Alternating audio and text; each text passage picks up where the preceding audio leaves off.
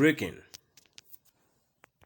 Igbo leaders finally endorse candidate for president. Igbo leaders finally endorse candidate for president. To my dear listeners from wherever you're listening from, stay tuned as I read today's news. Moses Ayom's ambition to be Nigeria's next president is getting a lot of support in the southeast and south region of the country.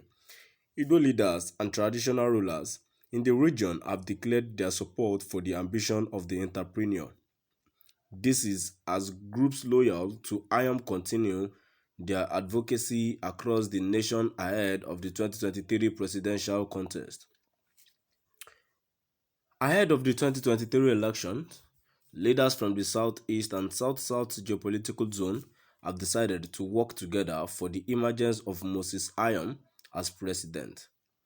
According to the leaders, Ayom is a credible and unifying leader the country needs to forge ahead in the next dispensation, led by His Royal Highness Igwe Friday Ozochi.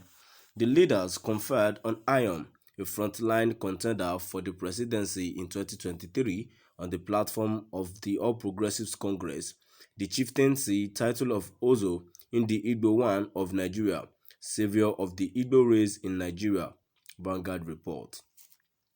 The monarch noted that the region settled for Ayom, given his pedigree as a man with the requisite entrepreneurial antecedent. We cannot forget in a hurry the roles played by the Middle Belt in ensuring the unity of our country, Nigeria, from the time of the Civil War to the contribution of prominent Middle Belt leaders like Joseph Taka, Solomon La, Olushola Saraki, and many others. Having said this, we carefully and painstakingly watched through most of the leading light from the Middle Belt region and have concluded that you, Mr. Moses Ayom, fit the role for the next president of Nigeria. We from the southeast are predominantly business entrepreneurs. We believe that coming from that background of business where you have excelled, your leadership will create an enabling environment for our businesses to thrive. Ayom's reaction. In his response, an elated Ayom said he was overwhelmed with the latest gesture and recounted the experience he had with Igbo people when he first visited more than 30 years ago. This day also reported. He said if elected president in 2023, he would partner with the Southeast to drive industrial reforms that would turn the region into the Guangzhou Chinese industrial city of Africa. This event was heralded by the decoration of the recipient by the traditional ruler of the Tøūgh people in Abuja, Chief Joseph Ane, who was also available to witness the occasion. The historic investiture took place in the presence of the Middle Belt Interfaith Clerics, Council of Bishops, and Imam, who also prayed for the recipient and the success of his political aspiration. Meanwhile, Legit.ng had earlier reported that ahead of the 2023 general election, a former chairman of the Police Service Commission and President Pan Indigbo Foundation, Chief Simon Okeke, has said that if Igbos are not given a chance to rule the country, it shows the highest level of marginalization against the Indigbo.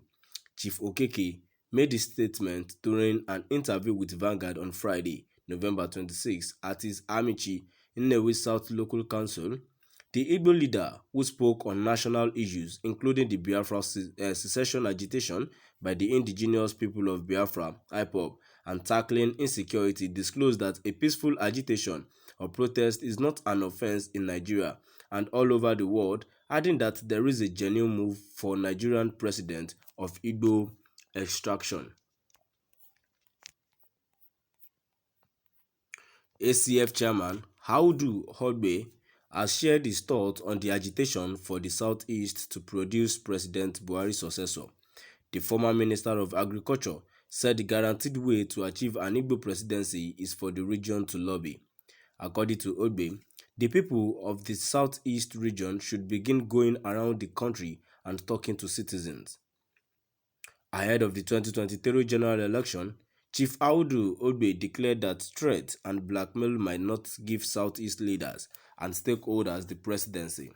Nigerian Tribune reports that the chairman Arewa Consultative Forum advised the region to lobby if they want to produce a president of Igbo extraction. Ogbe, who made this known while speaking in an interview with newsmen in Kaduna, said that political parties should be left with the zoning of the presidency. According to him, the management of political parties has become low and hopeless, adding that they have now abandoned the constitutional responsibilities of holding their elected leaders accountable, while explaining that democracy encourages political power seekers to be friendly. The ACF chairman noted they must reach out to stakeholders across the country in order to win their respective support. Legit.ng previously reported that elder statesman Mbazurike Amechi said the only way an Igbo man can emerge as Nigeria's president in 2023 is for the All Progressives Congress (APC) and the People's Democratic Party (PDP) to zone their presidential ticket to the southeast. Amechi, who is a former aviation minister in the First Republic, said this on Thursday, December 2, in Abakaliki, the capital city of Ebonyi State. According to him, it will be difficult for the Igbo to win the presidential election in the country unless the two main parties concede their tickets to the region. Denying Igbo presidency will be highest level of marginalization. In a related development, the former chairman of the Police Service Commission PSC and President Pan Indigo Foundation PNF, Chief Simon Okeke, said that if Igbos are not given a chance to rule the country, it shows the highest level of marginalization against the Igbo.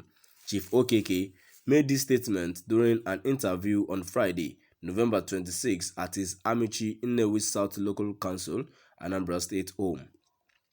The Igbo leader, who spoke on national issues, disclosed that a peaceful agitation or protest is not an offense in Nigeria and all over the world, adding that there is a genuine move for a Nigerian president of Igbo extraction. Not Too Young to Run movement commences convergence event for young aspirants. Yaga Africa and the Not Too Young to Run movement have commenced the Convergence 3.0 event. The civil organization organized the gathering for young aspirants in the southwest of Nigeria ahead of the 2023 general election. Samson Itodo, executive director of Yaga Africa, said the idea behind the convergence is about replacing the poor leadership in the country. Yaga Africa and the Not Too Young to Run movement have commenced the third edition of the Convergence. The Convergence, which is reported to be the largest gathering of young people running for elective office in the 2023 election in the southwest region of Nigeria, commenced in Lagos with some notable speakers from around. To my dear listeners, we've come to the end of our today's news. Please do drop by the comment section and let us know what your view is all about today's news. Thank you.